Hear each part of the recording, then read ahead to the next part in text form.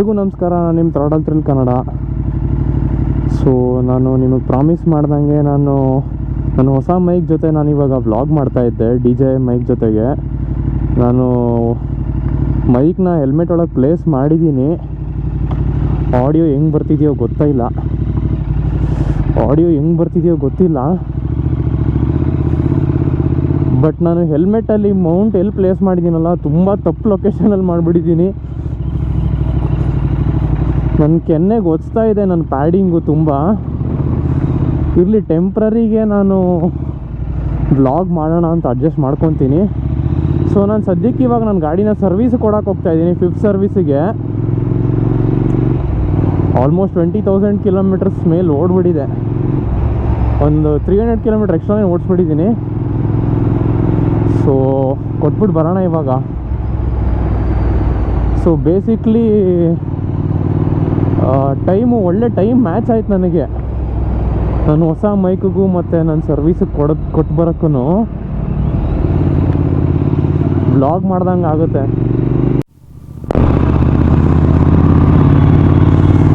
ನೋಡಿ,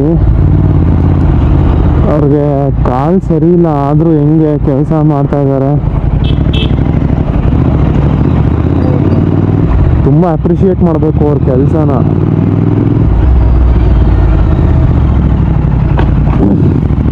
by the way, ನಾನು ಇನ್ನೊಂದು ಏರಿಯಾಗೆ ಶಿಫ್ಟ್ ಆಗ್ತಾಯಿದ್ದೀನಿ. ಸೊ ಇನ್ಮೇಲಿಂದ ಈ ಏರಿಯಾದಿಂದ ನಿಮಗೆ ವ್ಲಾಗ್ಸ್ ಬರೋಲ್ಲ. ನಾನು ಡೈರೆಕ್ಟ್ ಕನಕಪುರ ಸೈಡ್ ಹೋಗ್ತಾಯಿದ್ದೀನಿ, ತಲಗಟ್ಪುರ ಹತ್ರ. ಇನ್ಮೇಲಿಂದ ನಾನು ಅಲ್ಲಿಂದನೇ ವ್ಲಾಗ್ಸ್ ಮಾಡ್ತಾಯಿರ್ತೀನಿ. ನನ್ನ ಗಾಡಿ ಮೇಂಟೈನ್ ಆಗ್ತಿರಲಿಲ್ಲ ಆ್ಯಕ್ಚುಲಿ. ಬಿಸಿಲಲ್ಲೇ ನಿಲ್ಲಿಸ್ತಾ ಇದ್ದೆ, ಧೂಳಲ್ಲೇ ನಿಲ್ಲಿಸ್ತಾ ಇದ್ದೆ. ಗಾಡಿ ಕವರ್ ಹಾಕಿದ್ರೂ ಪ್ರಯೋಜನ ಇರ್ತಿರಲಿಲ್ಲ, ಆ ಥರ ಇತ್ತು. ಬಟ್ ಇವಾಗ ಪ್ರಾಬ್ಲಮ್ ಎಲ್ಲ ಸಾಲ್ವ್ ಆಗುತ್ತೆ. ಸೊ ಅಲ್ಲಿ ನಾನು ಫ್ಲ್ಯಾಟಿಗೆ ಶಿಫ್ಟ್ ಆಗ್ತಾಯಿದ್ದೀನಿ ಫ್ಯಾಮ್ಲಿ ಜೊತೆಗೆ. ಸೊ ಇವಾಗ ನನಗಲ್ಲಿ ಪ್ರಾಪರಾಗಿ ಪಾರ್ಕಿಂಗ್ ಸ್ಪೇಸ್ ಸಿಗುತ್ತೆ. ಗಾಡಿನ ಆರಾಮಾಗಿ ಪೆಡಾಕ್ ಹಾಕಿ ಚೆನ್ನಾಗಿ ನೀಟಾಗಿ ಮೇಂಟೈನ್ ಮಾಡ್ತೀನಿ. ಸೊ ನಾನು ಬೈ ದ ವೇ, ನಾನು ನೆನ್ನೆ ನೈಟು BMC ಏರ್ ಫಿಲ್ಟ್ರನ್ನ ತೆಗೆದಿದ್ದೀನಿ. ಅದು ಕ್ಲೀನಿಂಗ್ ಪ್ರಾಸೆಸ್ ಕೂಡ ನಾನು ಅಪ್ಲೋಡ್ ಮಾಡ್ತೀನಿ, ಹೆಂಗೆ ಕ್ಲೀನ್ ಮಾಡೋದು ಅಂತ ನೋಡ್ಕೊಂಡು ಬನ್ನಿ. ಸೊ ಸದ್ಯಕ್ಕೆ ನಾನು ಸ್ಟಾಕ್ ಏರ್ ಫಿಲ್ಟ್ರಿಂದನೇ ಕೊಡ್ತಾಯಿದ್ದೀನಿ ಸರ್ವಿಸಿಗೆ. ಸ್ಟಾಕ್ ಏರ್ ಫಿಲ್ಟ್ರ್ ತುಂಬ ಹೊಸದೇ ನಂದು. ಬರೀ 1.8K ಅಷ್ಟೇ ಓಡಿತ್ತು ಅದು ನಾನು ಚೇಂಜ್ ಮಾಡಿಸಿದಾಗ. ನಾನು ಎಕ್ಸಾಸ್ಟ್ ಯಾವಾಗ ಹಾಕ್ಸಿದೆ ಆವಾಗಲೇ ಚೇಂಜ್ ಮಾಡಿಸ್ಬಿಟ್ಟೆ ನಾನು ಫಿಲ್ಟ್ರನ್ನ, 1-2 ದಿನ ಆದಮೇಲೆ. ಸೊ ನಾನು ಸ್ಟಾಕ್ ಏರ್ ಫಿಲ್ಟ್ರ್ ಜೊತೆ ಕೊಡ್ತಾಯಿದ್ದೀನಿ ಇವಾಗ ಸರ್ವಿಸಿಗೆ. ಬನ್ನಿ ಅಲ್ಲಿ ಸರ್ವಿಸ್ ಸೆಂಟ್ರ್ ಹತ್ರ ಹೋಗಿ ಮಾತಾಡೋಣ. ಮಾರ್ನಿಂಗ್ ಆರಾಮು. ಹಂಗೆ ತಗೊಂಡೋದೆ ವಾಪಸ್ಸೇನೆ.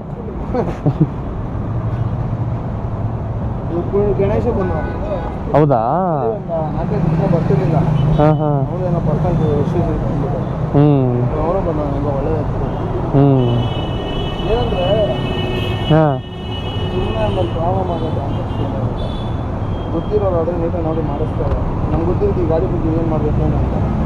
ನಿಮಗೆ ಟ್ಯಾಪ್ ಆ್ಯಟ್ ನೈಸ್ ಗೊತ್ತಾಗುತ್ತಾ? ಅವ್ರಿಗೆ ಗೊತ್ತಾಗಲ್ವಂತೆ ಎಕ್ಸಾಸ್ಟ್ ಹಾಕಿದ್ದೀನಿ ಅಂದ್ಬಿಟ್ಟು.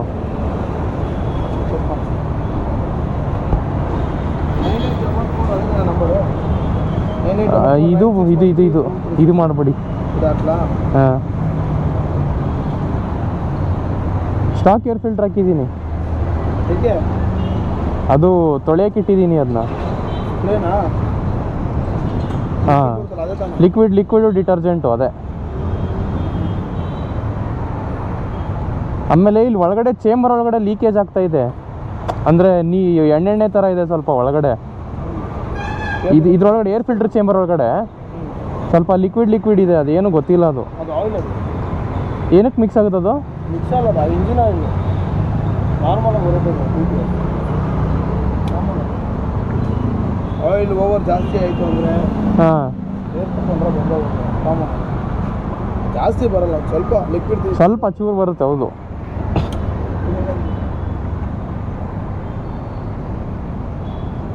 ಲಾಸ್ಟ್ ಲಿವರ್ ಹಾಕಿದ್ದಲ್ಲ 19,000 ಅದೇ ಅದೇ ಅದೇ ಜನರಲ್ ಸರ್ವಿಸ್ ಅಲ್ಲ ಬ್ರೋ. ಹ್ಞೂ ಅದೇ EMC ಇಲ್ಲ ತಗೋಬೋದು ಬೇಕಂದ್ರೆ. EMC ಹೆಂಗೆ ಕೆಲಸ ಮಾಡ್ಕೊಂತ ಹಾಂ ಸರಿ ಇರುತ್ತಾ ತೊಗೊಂಡ್ರೆ? ನಿಮ್ಗೆ ಯೂಸ್ ಇದೆ. ಕಾಸ್ಟ್ ಎಷ್ಟೊಂದು ಇರುತ್ತೆ. ವಾರಂಟಿ ಕೊಟ್ಟಿರೋದು.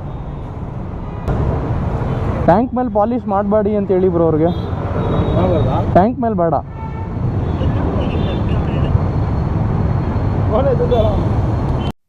ಬನ್ನಿ ನೀವು 1,099 rupees ನಾರ್ಮಲಾಗಿ ಪೇ ಮಾಡ್ತೀರಾ.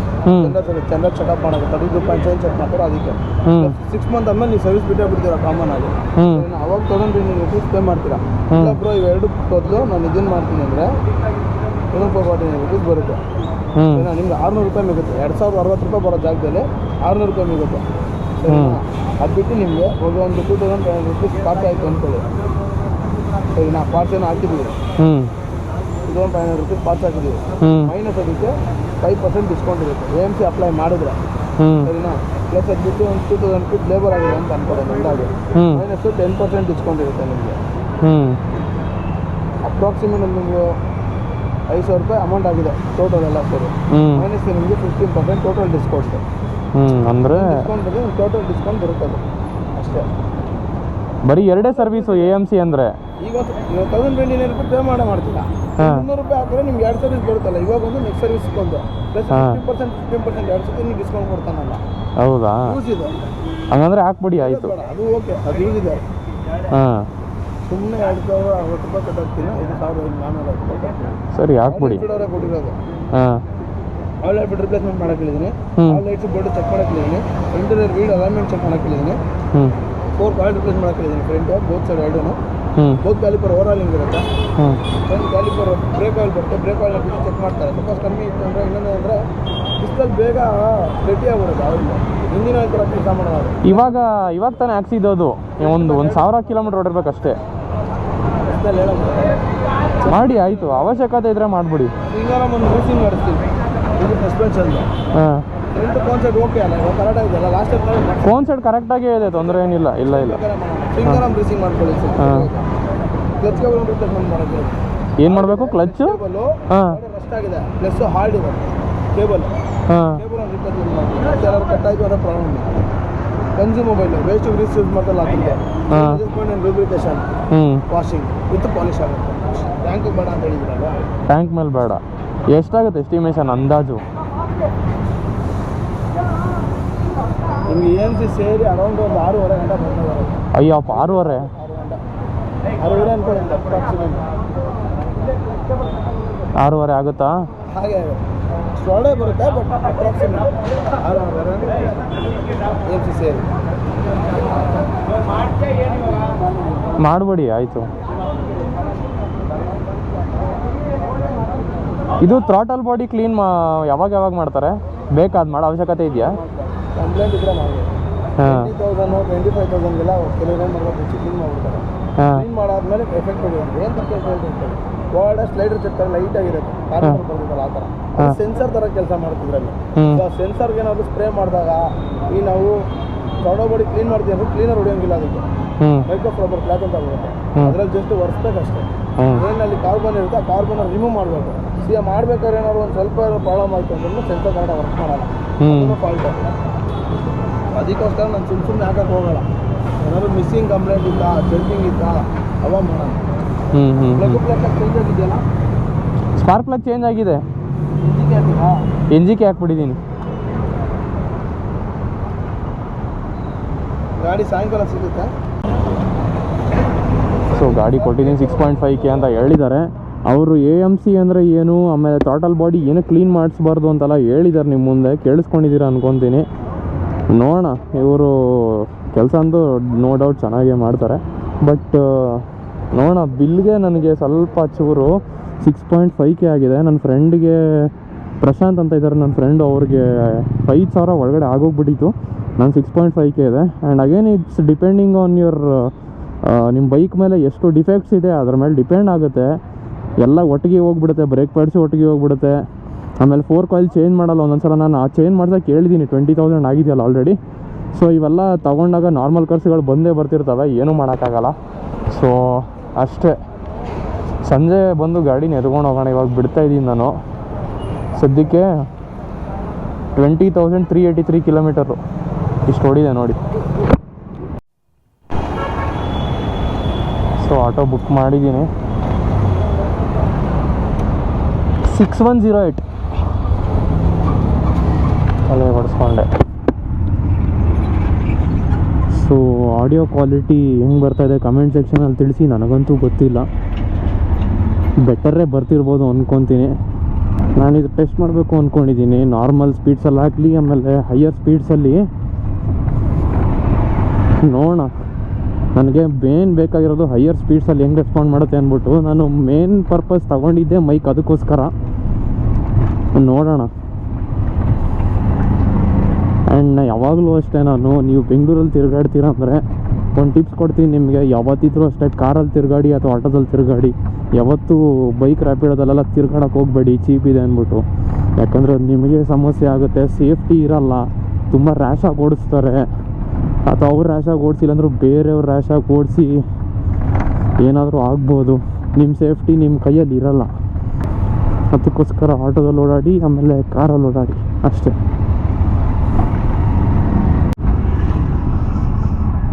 ಸೊ ಎಲ್ರಿಗೂ ನಮಸ್ಕಾರ. ಈಗ ನಾನು ಗಾಡಿ ಸರ್ವಿಸ್ ಎಲ್ಲ ಮುಗಿದಿದೆ. ಸೊ ನಾನು ಗಾಡಿನ ಪಿಕಪ್ ಮಾಡ್ಕೊಳ್ಳೋಕ್ಕೆ ಮತ್ತೆ ಹೋಗ್ತಾಯಿದ್ದೀನಿ. ನಾನು ನಿಮಗೆ ಬಿಲ್ ಎಸ್ಟಿಮೇಷನ್ ಎಲ್ಲ ಎಷ್ಟಾಯಿತು ಅಂತ ತೋರಿಸ್ತೀನಿ ರೂಮಿಗೆ ಬಂದಮೇಲೆ. ಸೊ ನೆಕ್ಸ್ಟ್ ಕ್ಲಿಪ್ಪು ನಾನು ನನ್ನ ಫ್ರಂಟ್ POVಯಿಂದ ಶೂಟ್ ಮಾಡ್ತೀನಿ. ಹೆಲ್ಮೆಟ್ ಮೌಂಟ್ ತೆಗೆದುಬಿಟ್ಟಿದ್ದೀನಿ, ಗಾಡಿ ಹ್ಯಾಂಡಲ್ ಮೇಲೆ ಫಿಟ್ ಮಾಡ್ತೀನಿ. ನೋಡೋಣ ಹೆಂಗೆ ಬರುತ್ತೆ ಅಂತ. ಟ್ರೈ ಮಾಡಬೇಕು ನನ್ನ ಮೈಕ್ನ ಆಡಿಯೋ, ಅದಕ್ಕೋಸ್ಕರ. ಸೊ ಬನ್ನಿ ನೋಡಿ. ಗಾಡಿ ಸರ್ವಿಸ್ ಆಗಿ ಪಾಲಿಶ್ ಆಗಿ ಬಂದಿದೆ. ಹೊರಗಡೆ ಹೆಂಗೆ ಕಾಣ್ತಾ ಇದೆ ನೋಡಿ.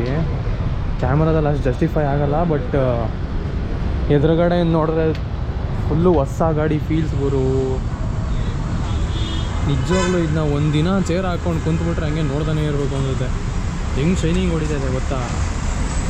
ಟ್ಯಾಂಕ್ ಮೇಲೆ ಪಾಲಿಶ್ ಹೊಡಿಸಿಲ್ಲ ನಾನು, ಬೇರೆ ಕಡೆ ಎಲ್ಲ ಮಾಡಿಸಿದ್ದೀನಿ. ನೋಡಿ ಹೆಂಗೆ ಕಾಣ್ತಾ ಇದೆ. ಬನ್ನಿ ಕ್ಯಾಮ್ರಾದಲ್ಲಿ ಶಿಫ್ಟ್ ಆಗೋಣ. ಸೊ ಟೆಸ್ಟ್ ಮಾಡೋಣ ಇರಿ, ಆಡಿಯೋ ಹೆಂಗೆ ಬರುತ್ತೆ. ಸ್ವಲ್ಪ ಸ್ಪೀಡ್ ಹೋಗ್ತೀನಿ.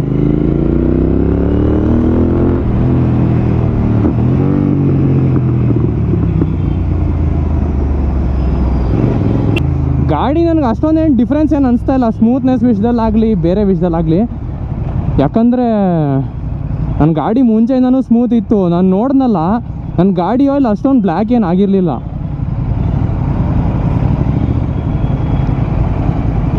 ಆಲ್ಮೋಸ್ಟ್ 1 ಇಯರ್ ಆಗಿತ್ತು ಅನ್ಸುತ್ತೆ ಸರ್ವಿಸ್ ಮಾಡಿಸಿರಲಿಲ್ಲ.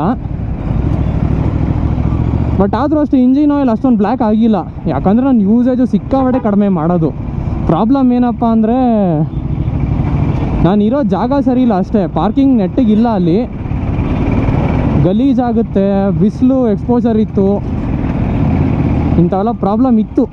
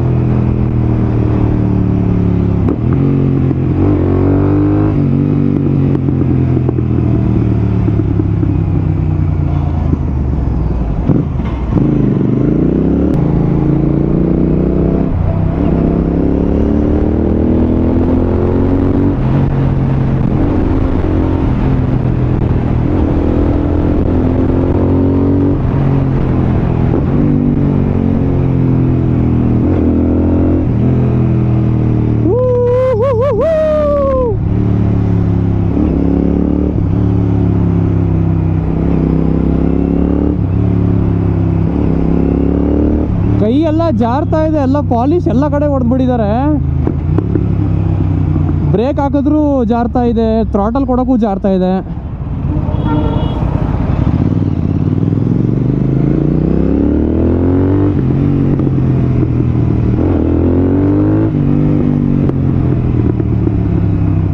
ಪಾಪ್ಸ್ ಹೆಂಗ್ ಹೊಡಿತಾ ಇದೆ ಗೊತ್ತಾ, ಸೀರಿಯಸ್ಲಿ. ಟಬ ಟಬ ಟಬ ಟಬ ಟಬ ಅಂತ ಹಂಗೆ ಹೊಡಿತಾನೆ ಇರುತ್ತೆ ಸಖತ್ತಾಗಿ.